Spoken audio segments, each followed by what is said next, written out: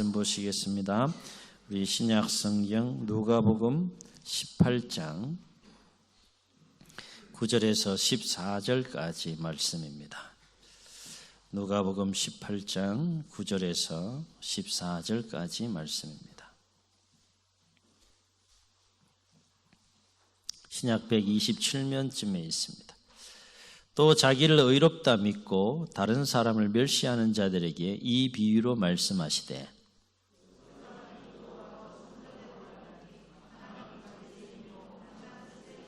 바리새인은 서서 따로 기도하여 이르되 하나님이여 나는 다른 사람들 곧 토색, 불의, 간음을 하는 자들과 같지 아니하고 이 세리와도 같지 아니함을 감사하나이다.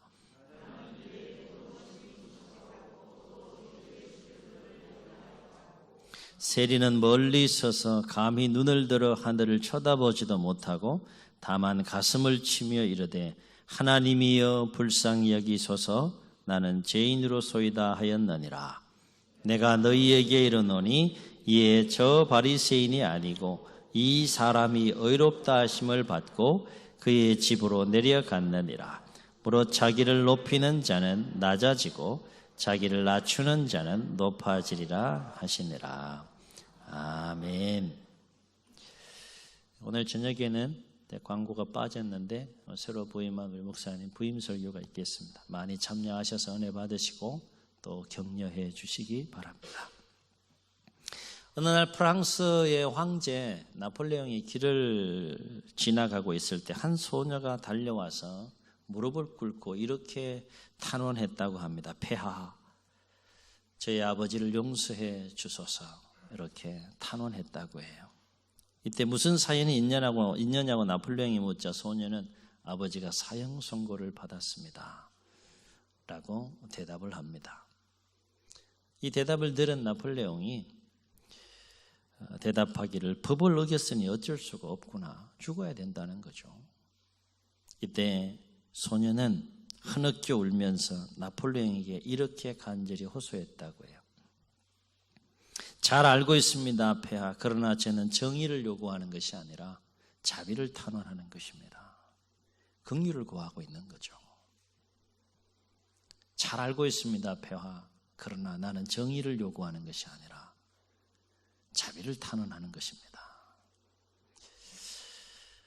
그래서 소녀의 탄원을 듣고 잠시 침묵을 지키게 된 나폴레옹이 소녀에게 이렇게 대답했다고 해요.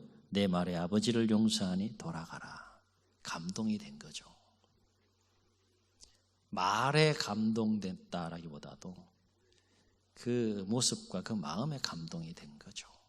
짤막한 예화지만 참 많은 것들을 생각하게 하는 또 교훈이 담겨있는 예화라 생각되었습니다. 예화를 통해서 우리가 주목할 것은 소녀는 사형 선고로 곧 죽을 수밖에 없는 절체절명의 위기 가운데 있는 아버지를 위해서 나폴레옹에게 무엇을 구해야 하는지를 정확하게 알았다는 거죠. 폐하 잘 알고 있습니다. 그러나 나는 정의를 요구하는 것이 아니라 폐하의 긍휼과 자비를 원하는 것입니다. 저는 짧은 예화를 읽으면서 죄인인 우리가 하나님께 무엇보다도 무엇을 구해야 할까 생각해 보게 됩니다. 사랑하는 성도 여러분, 죄인인 우리가 하나님께 무엇보다도 구해야 할까요? 오늘 말씀이 그 해답이 되리라 생각되었습니다. 오늘 말씀 잘 아시는 그 바리새인과 세리의 기도에 관한 이야기예요. 9절을 보게 되면 예수님께서는 비유로 이 말씀을 하셨다라고 했어요. 누구를 대상으로 비유로 말씀하셨는가 하면 자기 스스로를 의롭다고 믿고 다른 사람을 멸시하는 자들에게 이 비유로 말씀하셨다라고 9절에서 그렇게 말합니다. 비유에 의하면 두 사람이 성전에 올라가서 기도합니다. 한 사람은 바리새인이고 한 사람은 세리였다고 했어요. 그런데 결론적으로 기도를 들으신 하나님께서 기뻐하시고 의롭다고 여긴 자는 바리새인이 아니라 세리였다는 겁니다. 우리는 그런가 보다 이렇게 듣고 있을지 모르지만 사실 이 이야기를 바리새인들이 듣게 되었을 때 아주 모욕적인 이야기이고 아주 충격적인 이야기예요. 달리 말하면 예수님은 비유로 지금 바리새인들을 대상으로 해서 이야기를 하고 있지만 바리새인들이 듣기에는 말도 안 되는 이야기가 되는 겁니다. 그래서 이 이야기를 바리새인들이 듣게 된다 그러면 분노가 일어날 수 있는 거죠. 그 이야기를 하고 있는 예수님에 대하여 분노가 일어날 수가 있는 것이죠. 왜냐하면 9절의 말씀처럼 바리새인들은 어떤 생각을 가지고 하루하루 삶을 살았는가 하면 누구보다도 하나님을 잘 섬기고 누구보다도 자신들이 율법을 잘 준행하고 누구보다도 종교적인 열심을 가지고 최선을 다하여 하나님 앞에 삶을 살아가고 있기 때문에 누구보다도 의롭다라고 생각하며 삶을 살아간 자들이 바리새인들이었다는 거예요. 세리는 어떻습니까? 세리는 본인이 다른 죄를 짓지 않는다 할지라도 직업상 율법적으로 죄를 지을 수밖에 없는 직업이에요.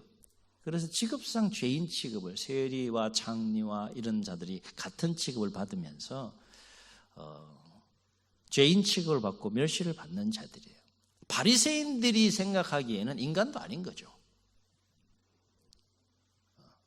가뜩이나 자신들을 의롭게 라고 굳게 믿고 있는 바리새인들의 입장에서 세리를 바라볼 때는 정말 인간도 아닌 거예요. 그런데 예수님은 오늘 비유 얘기를 통해서 지금 누가 인간이라고 얘기를 하는 겁니까? 니들이 인간이 아니고 세리가 인간이라는 거죠. 의롭다고 여김을 받은 자가 바리새인이 아니라 세리였다는 겁니다. 그렇다면 왜 하나님은 바리새인이 아니고 세리를 의인으로 그렇게 여기셨을까라는 것인데 주목할 것은 바리새인이기 때문에 의롭지 않다라고 하신 것도 아니고 세리라고 해서 의롭다라고 여긴 것이 아니라 하나님께서 의롭게 여긴 것의 판단의 기준은 뭔가 하면 바리새인이 되었든 세리가 되었든 간에 하나님을 향한 마음이 어떠했느냐, 어떠한 마음을 가지고 하나님을 향하여 나오고 어떠한 마음을 가지고 하나님 앞에서 삶을 살아가느냐, 그것이 의에 대한 판단의 기준이지 바리새인이냐 세리냐 그것이 판단의 기준이 아니라는 것이죠. 다시 말해 하나님이 보시기에 바리새인의 마음속에는 무엇이 없는 거예요? 하나님 보시기에 합당한 마음이 없는 거예요. 그러나 세리의 마음속에는 하나님 보시기에 합당한 마음이 있는 겁니다. 우리는 이 두 사람의 마음을 그들의 기도 속에서 확인할 수 있는데 바리새인은 어떻게 기도했다고 했습니까? 여러분 11절과 12절을 보세요. 이렇게 기도했다라고 성경은 기록해요. 바로 이 바리새인이 서서 따로 기도하여 이르되, 따로라고 하는 이 단어는 우리 한글 성경에서는 따로로 번역되어 있지만 원어상의 의미는 자기 자신에 대하여 이런 의미를 가지고 있어요. 어쨌든 바리새인은 서서 따로 기도하여 이르되 뭐라고 기도했다고 했습니까? 하나님이여 나는 다른 사람들과 자기를 비교합니다. 나는 다른 사람들, 어떤 사람들 얘기합니까? 토색, 훔치는 거 이런 거죠. 불의, 간음을 행하는 자들과 같지 아니하고 이 세리, 지금 성전에서 함께 그 성전에 나와서 예배하고 기도하고 이 세리와도 같지 아니함을 감사하나이다. 나는 일회에 2번 금식하고 유대인들은 월요일과 목요일에 일주일에 한 2번 정도 이렇게 금식을 했다고 쉬운 거 아니죠. 또 소득의 11조를 드리나이다. 바리새인이 지금 하나님 앞에서 기도의 내용으로 삼고 있는 이 내용 자체는 문제가 없어요. 그렇게 살아야죠. 종교적인 열심, 성경을 보게 되면 바리새인들이 굉장히 부정적인 이미지로 신약 성경을 소개되고 있지만 사실 그들의 종교적인 열심은 정말 본받아야 될 부분들이 참으로 많습니다. 어떻게든 말씀대로 삶을 살기 위해 몸부림치다가 시작된 것이 이제 율법주의에 빠져서 그런 것이지, 형식주의에 빠져서 그런 것이지, 본질에서 벗어나서 그런 것이지, 열심만 있고 껍데기만 있고 속이 없어서 그런 것이지, 그들의 종교적인 열심은 정말 대단했다는 거예요. 여하튼 바리새인은 오늘 그 하나님 앞에 나와서 그렇게 기도하는 거죠. 하나님이여 나는 다른 사람들, 토색, 불의, 간음을 행하는 자들과 같지 아니하고 이 세리와도 같지 아니함을 감사합니다. 나는 일회에 2번씩이나 금식하고 있고요. 또 소득의 11조를 충실하게 제가 잘 드리고 있지 않습니까? 이렇게 지금 바리새인이 기도하는 거예요. 여기에서 바리새인이 스스로 따로 기도했다라고 하는 것은 하나님 앞에서 지금 자신의 의로움을 자랑하고 대변하듯이 그렇게 기도했다라는 것을 의미해요. 참 웃기지 않습니까? 하나님 앞에서 자신의 의를 자랑해요. 가만히 생각하면 웃긴 거예요. 하나님 앞에서 자랑할 의의가 어디 있겠어요? 그렇죠? 근데 어쨌든 바리새인은 자기의 의를 자랑하듯이 하나님 나 참 잘했지요? 그런 거예요. 쉽게 얘기하면 참 잘했지요? 칭찬해 주세요. 그런 거예요. 그래서 바리새인의 기도를 보면 사실 기도라기보다는 사람 앞에서는 물론이거니와 하나님 앞에서조차도 자기의 종교적인 열심과 자기의 의를 지금 자랑하고 있는 바리새인의 모습을 보게 됩니다. 기도라기보다는 자랑인 것이죠. 그렇다면 왜 바리새인은 그토록 자신이 의롭다라고 확신을 했고 그토록 바리새인은 자신이 그토록 의롭다라고 그렇게 믿었는가, 여겼는가라고 하는 거예요. 뭐 어렵게 얘기할 수는 있는 거죠. 근데 바리새인은 왜 그토록 오늘 9절 말씀처럼 자기를 의롭다고 믿고 다른 사람을 멸시하는 자들에게 비유로 말씀하시다 이렇게 했는데 바리새인들은 왜 그토록 자기 자신들이 의롭다고 생각했는가, 의롭다라고 믿었는가? 예, 그렇습니다. 하나님이 보시기에 바리새인에게는 한 가지 분명한 착각이 있었다는 거예요. 착각에 빠져 있었다는 거예요. 바리새인은 그렇게 생각하지 않았을지 몰라도 하나님 보시기엔 착각인 거예요. 착각. 바리새인은 자신이 그토록 의롭다고 생각했을지 몰라도 하나님 보시기엔 그건 착각이라는 거죠. 무슨 착각에 빠져 있었을까요? 이런 착각에 빠져 있는 거예요. 이 정도면 내가 이 정도면 하나님께서 의롭게 여기실 만큼 내가 신앙생활을 잘하고 있는 거 아니야? 이 정도면 된 거지. 이 정도면 훌륭한 거 아닌가? 이 정도면 내가 누구 앞에서도 떳떳하게 내가 의롭다라고 의를 주장할 만큼 내가 삶을 잘 살고 있고 또 하나님의 자녀라고 백성으로 그렇게 신앙생활 잘하고 있는 거 아니야? 이렇게 바리새인이 생각하면서 착각했을 뿐만 아니라 그것을 스스로 의롭게 여겼다는 거예요. 질문합니다. 하나님 앞에 이 정도라는 것이 있을까요? 의롭게 여기는 그 정도와 분량을 놓고 생각해 볼 때 이 정도면 됐다라고 하는 이 정도가 있을까요? 하나님 앞에. 모든 계명의 첫째가 되고 어뜸이 되는 계명은 이렇게 말합니다. 내 마음을 다해라. 내 힘을 다하고 내 뜻을 다하고 마지막 뭘 다하라는 겁니까? 목숨을 다하여 주 너의 하나님을 사랑하라. 하나님 전심을 요구하는 거죠. 이웃과의 관계에서도 내 몸과 같이 이웃을 사랑하라. 이 계명을 놓고 바리새인의 모습을 보게 되면 의롭습니까? 이 정도면 됐다라고 할 수 있는 겁니까?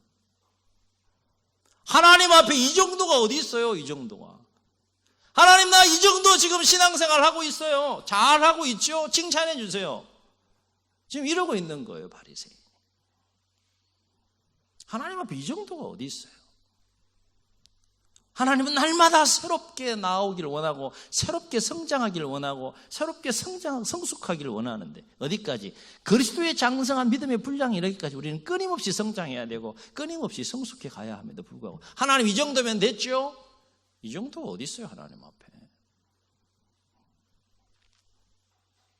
문제는 이런 생각은 자신의 생각과 믿음이지 하나님께서 그렇게 생각하시는 것이 아니라는 거죠. 주목할 것은 나를 의롭다고 판단하시는 이는 나를 의롭다고 판단하고 결정하는 것은 내가 아니라 누구라는 거예요? 하나님이라는 거죠. 하나님. 근데 이 바리새인은 지금 누가 지금 판단하고 있는 겁니까? 자기가 자신을 의롭다라고 판단하는 거예요. 하나님 보시기엔 웃긴 거죠.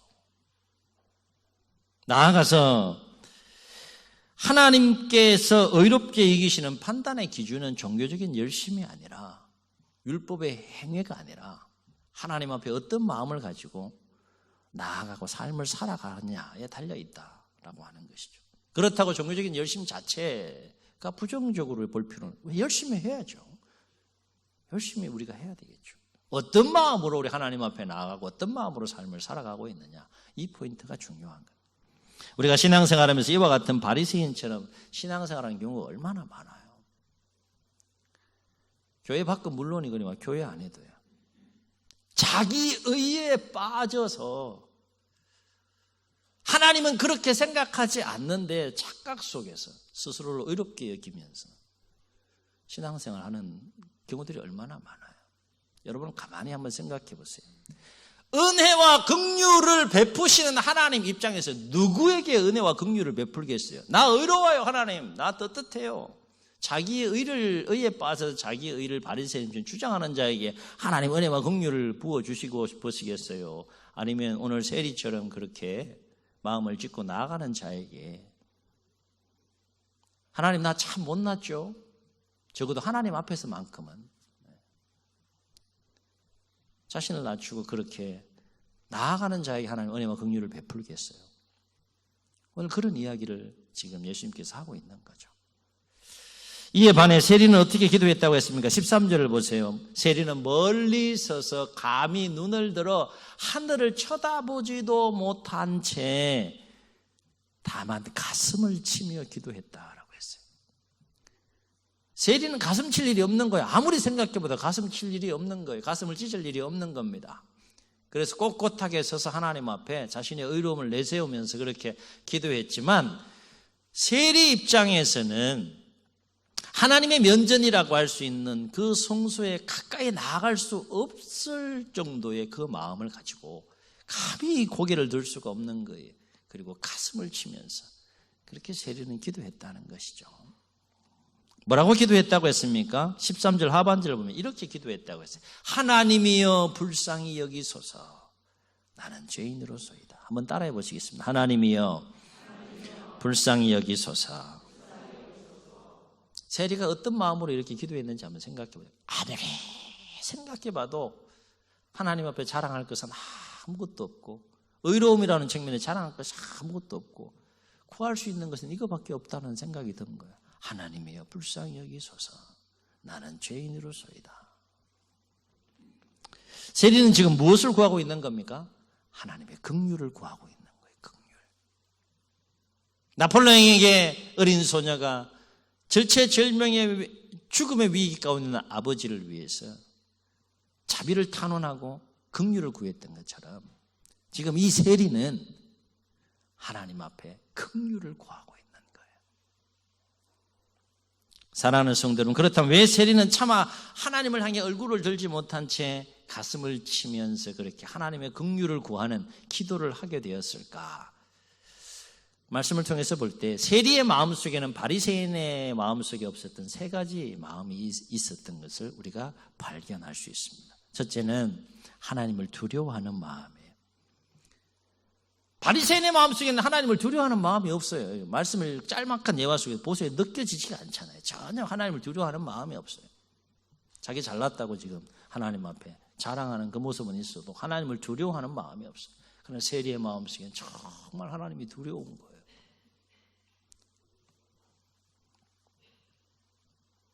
그래서 세리는 멀리 서서 기도할 수밖에 없었고 고개를 들 수 없었고 다만 가슴을 치면서 기도할 수밖에 없었다는 것이죠.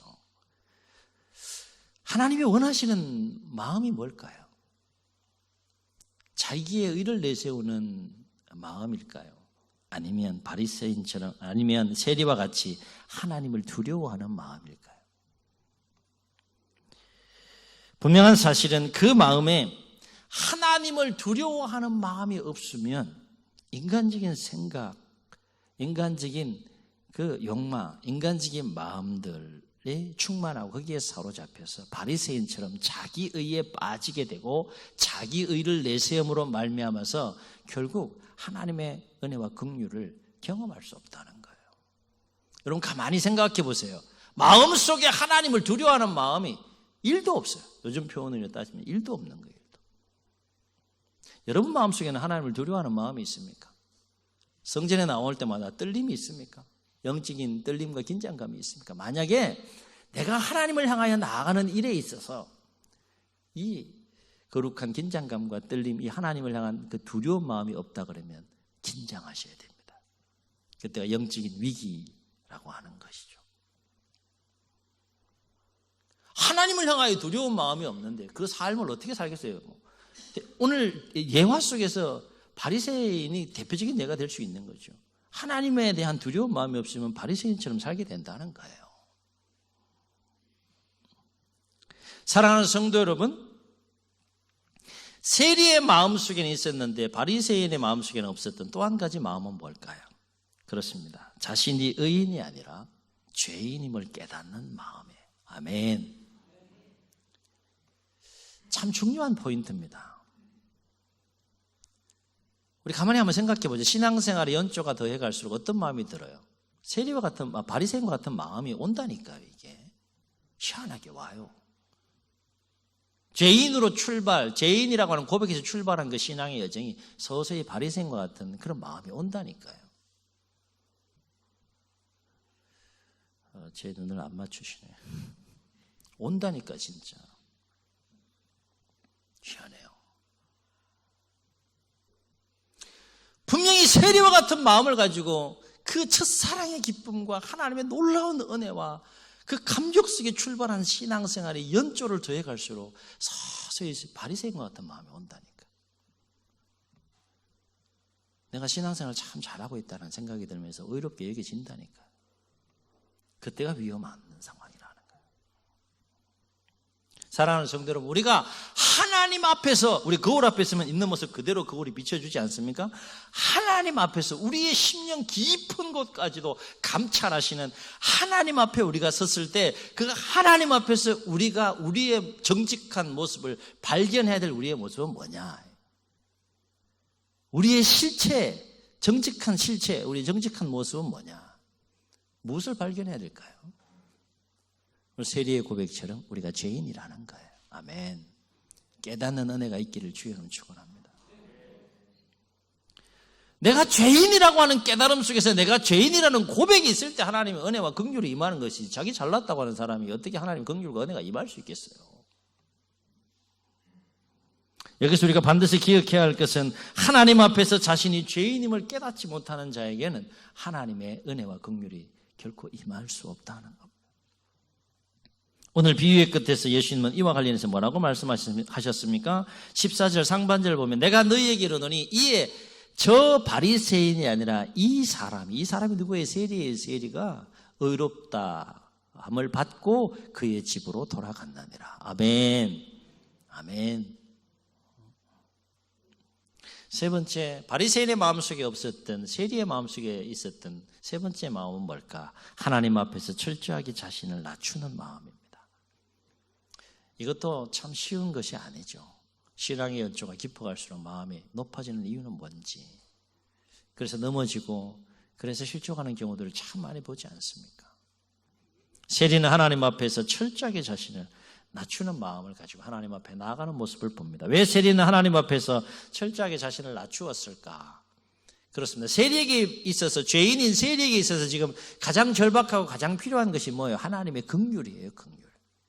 그런데 그 하나님의 긍휼이 가장 절박하고 필요한 상황 속에서 하나님은 어떤 자에게 긍휼을 베푸신다는 거예요? 자기를 높이는 자가 아니라 낮추는 자에게 긍휼을 베푼다는 겁니다. 그래서 오늘 비유의 끝에서 예수님께서 교훈으로 뭐라고 얘기하는 거예요? 무릇 자기를 높이는 자는 낮아질 것이고 낮추는 자는 높아지리라. 그렇게 비유의 끝자락에서 이 비유의 그 교훈으로 결론을 맺는 모습을 보게 됩니다. 사랑하는 성도 여러분, 오늘 우리에게 필요한 것이 뭡니까? 하나님의 긍휼 아닙니까? 하나님의 긍휼하심이 필요하지 않습니까? 하나님의 긍휼하심이 없다 그러면 과연 우리의 삶이 어떻게 될까? 죄사함 받고 구원받는 것부터 시작을 해서 하나님의 긍휼하심, 우리를 불쌍히 여기는 그 은혜가 없다면 과연 우리는 어떤 삶을 살게 될까? 정의와 의를만 가지고 우리를 다스린다 그러면, 긍휼하심이 아니라 의와 정의로만 다스린다 그러면 과연 우리의 삶은 어떻게 되는 것일까? 살아남을 자 있겠느냐? 오늘 우리에게 필요한 것은 하나님의 긍휼이 아니겠습니까? 오늘 우리 교회 공동체 가운데 필요한 것은 하나님의 긍휼이 아니겠어요? 코로나19의 상황 속에 신음하고 있는 이 시대, 이 나라, 이 민족 가운데에 지금 절박하게 필요하고 요청되는 것이 하나님의 긍휼 아니겠어요? 사랑하는 성도 여러분, 우리가 하나님의 긍휼을 입기 위해서 가져야 될 마음이 뭡니까?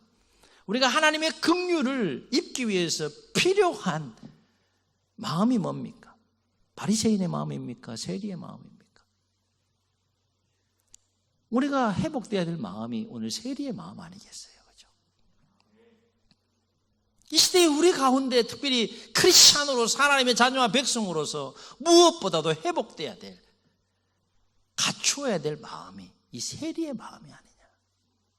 바리새인과 같은 마음은 교회 안에도 그렇고 교회 밖에도 그렇고 수도 없이 많아요. 수도 없이. 그죠? 교회 안에도 바리새인들이 있고 교회 밖에도 바리새인들이. 교회 밖은 뭐 말로 또 말할 것도 없고 교회 안에도 바리새인이 얼마나 많아요.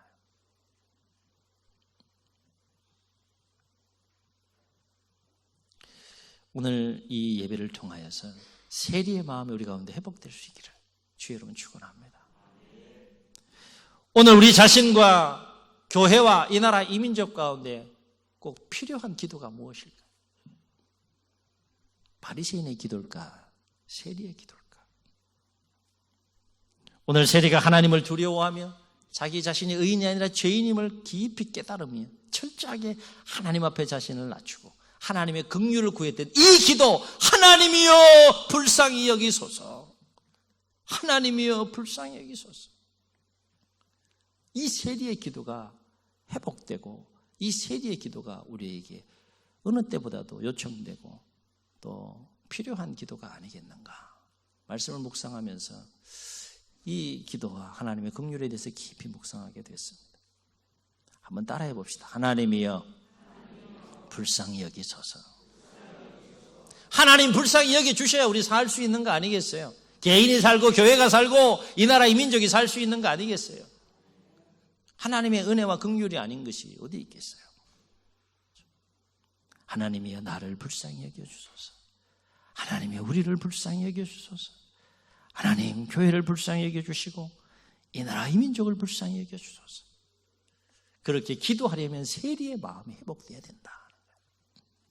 바로 없기는 세리가 하나님 앞에서 가졌던 세 가지 마음이 우리 안에 새롭게 회복되고 그 마음으로 세리와 같이 하나님의 긍휼을 간절히 구할 때 하나님께서 여러분의 기도를 들으시고 풍성한 긍휼의 은혜를 베풀어 주시는 삶의 여정, 신앙의 여정이 될 수 있기를 주의 이름으로 축원합니다.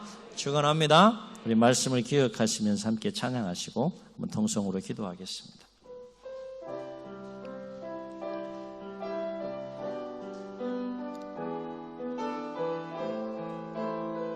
나 같은 죄인 살리신, 나 같은 죄인 살리신 주 은혜 놀라와 잃었던 생명 찾았고 광명을 얻어 아멘 아멘. 큰 죄악에서 건지신 주 은혜 고마워. 나 처음 믿은 그 시간 귀하고 한 번 더 고백합시다. 나 같은 죄인 살리신, 나 같은 죄인 살리신 주 은혜 놀라와 아멘. 잃었던 생명 찾았고 광명을 얻었네.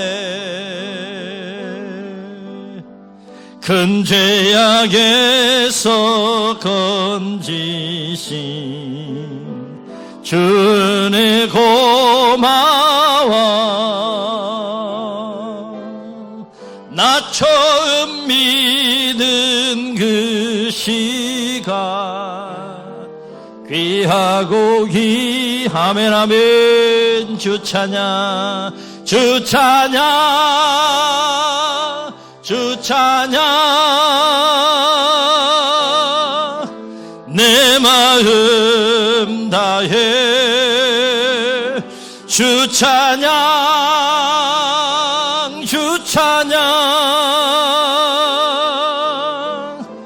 내 생명 주 찬양 전심으로 주 찬양, 주 찬양, 내 마음 다해 주 찬양, 주 찬양, 내 생명 다해. 주님, 눈을 감으시고 말씀을 기억하시면서 우리 한번 통성으로 기도하시겠습니다. 하나님의 은혜 없이 살 수 있겠습니까? 죄인이 하나님의 긍휼 없이 살 수 있겠습니까? 죄인인 우리가 하나님 앞에서 무엇보다도 구해야 할 것이 무엇이겠습니까? 하나님이여 불쌍히 여기소서, 하나님이여 불쌍히 여기소서. 나는 죄인으로소이다. 하나님의 긍휼을 구했던 그 세리의 기도가 우리의 기도가 되어야 되지 않겠습니까? 그러기 위하여 하나님을 두려워하는 마음이 우리 가운데 회복되어야 되고, 우리가 의인이 아니라 죄인임을 깨닫는 마음이 회복되어야 하고, 철저하게 긍휼을 베푸시는 하나님 앞에 우리를 낮추는 마음이 회복되어서 우리 자신을 위하여, 교회를 위하여, 이 나라의 민족을 위하여 하나님의 긍휼을 구해야 될 때가 아닙니까? 하나님이여 불쌍히 여기소서, 하나님이여 우리를 불쌍히 여기소서. 이렇게 기도한 세리의 마음이 회복되고, 그렇게 기도한 세리의 기도가 회복되어질 수 있도록, 그래서 하나님의 긍휼과 은혜 가운데 살아갈 수 있도록 도와달라고 말씀 기억하시면서 주님 세 번 부르시고 통성으로 기도합니다.